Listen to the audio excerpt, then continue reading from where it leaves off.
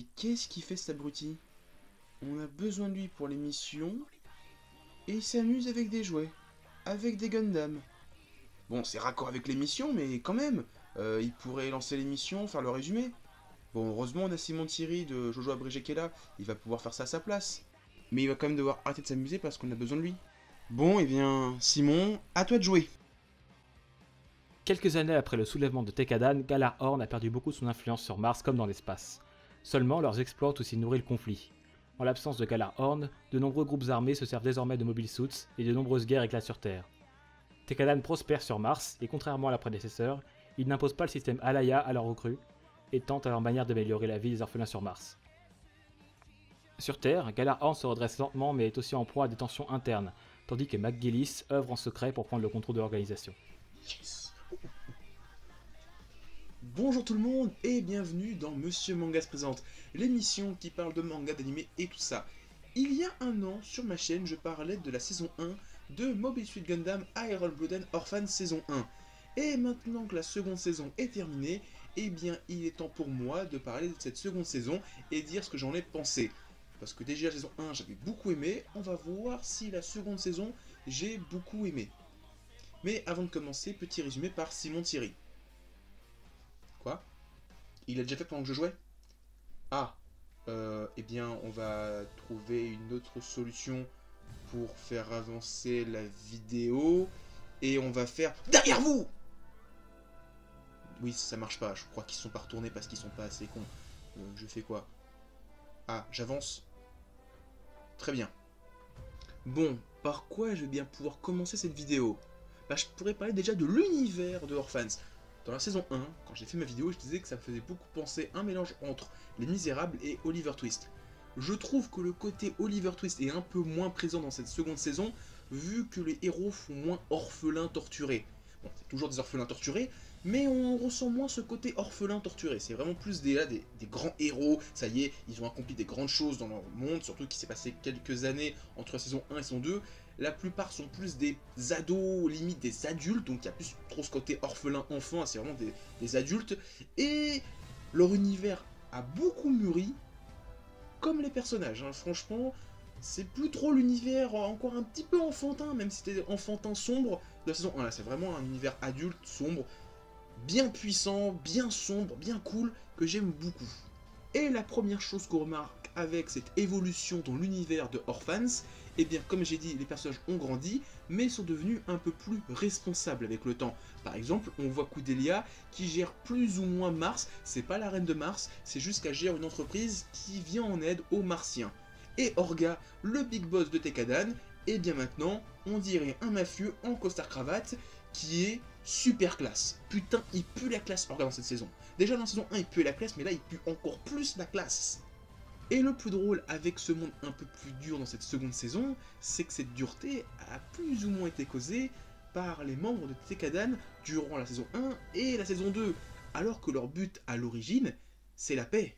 Mais pour atteindre la paix, il y aura des guerres. Et ça, c'est inévitable. Alors tant que j'y suis à parler de Tekadan, j'aimerais parler rapidement du développement de certains personnages.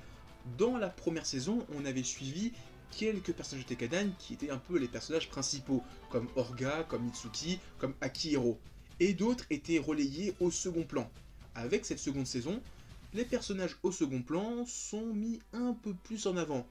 Notamment Takaki qui a eu droit à quelques épisodes rien que pour lui, alors que dans la saison 1, on s'en foutait royal du personnage. Et tout ça, ça reste un prolongement de la première saison vers la seconde. Ce qu'on n'a pas pu faire dans la première, on le fait dans la seconde. Ce qu'on n'a pas pu développer dans la première, on le fait dans la seconde.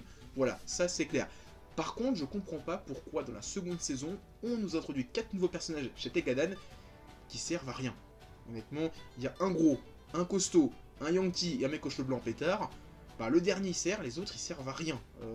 Le mec aux cheveux blancs pétard, il nous introduit quelques thématiques par rapport, vous savez, au truc qu'ils ont dans le dos, le Yayashiki là, le truc à la con, qui est les opérations qui est hyper dangereuse, qui peut les tuer. Il nous apporte encore ces thématiques là qui est super intéressant sur le fait que bah il y a des gens qui peuvent en mourir. Ça on le savait, mais lui il a connu quelqu'un qui en est mort. Et ça c'est super intéressant. Les autres, ben, ils ne servent à rien. Franchement, ils ne servent à rien. pourquoi les avoir fait venir dans la série, je comprends pas. En fait, si je sais pourquoi ils ont fait ça, c'est pour nous montrer l'évolution de Tekadan. Dans la première saison, tous les enfants qui rentraient dans l'organisation avant Tekadan subissaient une opération par les adultes pour qu'ils puissent utiliser le Hayayashiki. Mais Tekadan ne veut pas faire ça parce qu'ils ont subi eux-mêmes ça, donc les nouveaux membres n'ont pas à subir cette opération. C'est juste pour nous montrer l'évolution de Tekadan par rapport à ça. Mais c'était vraiment judicieux de nous introduire 4 nouveaux personnages qui sont au second plan, qui servent à rien.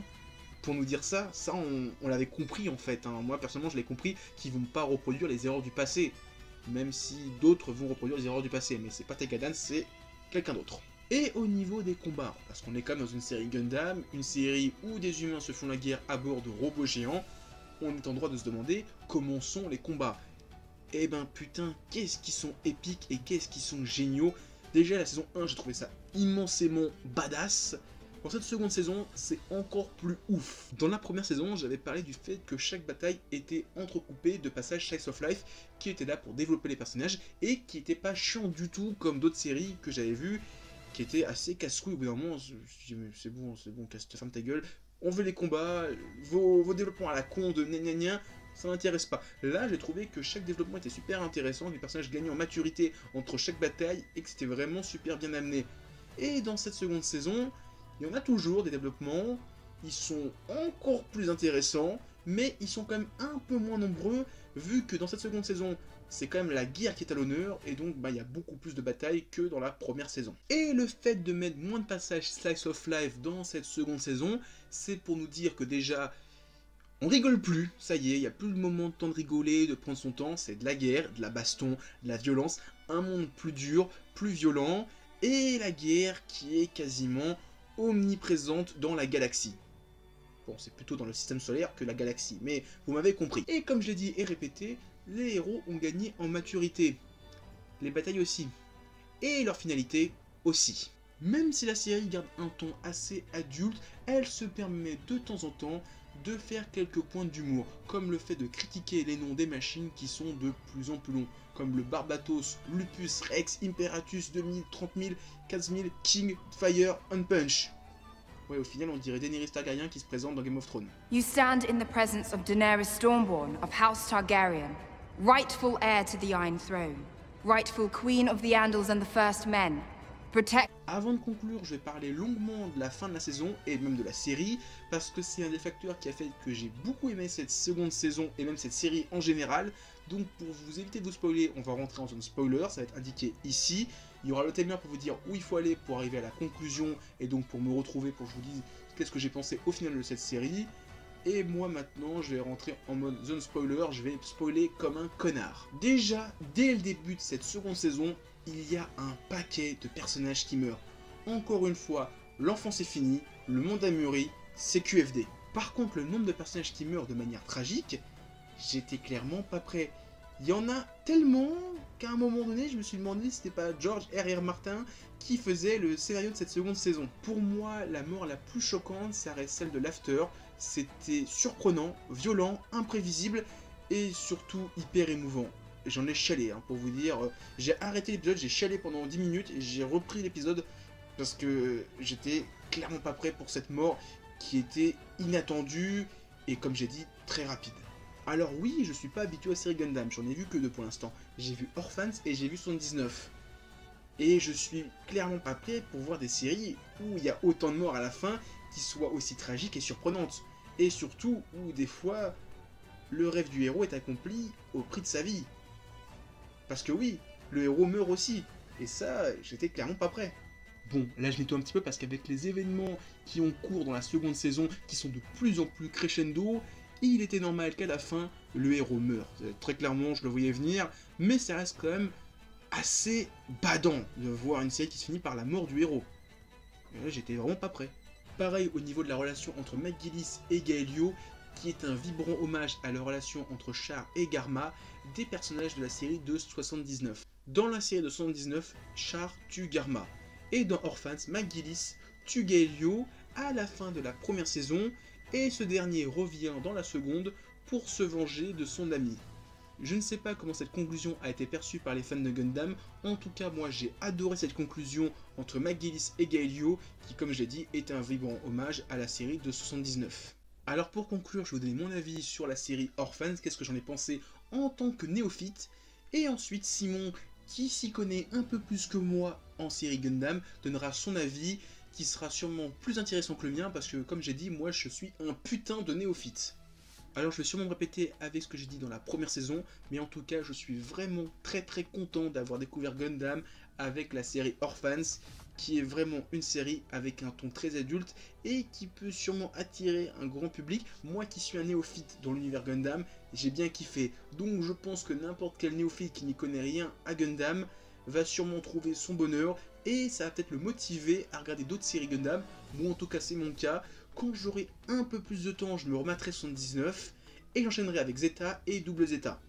Et après on verra, mais en tout cas, il faut vraiment que je me voie la première trilogie de Gundam, donc vraiment la première trilogie de série qui a vraiment construit la mythologie de Gundam, et ensuite on verra. Mais en tout cas, moi ça m'a donné envie de découvrir un peu plus cet univers de robots qui est dans la pop culture japonaise depuis des décennies maintenant.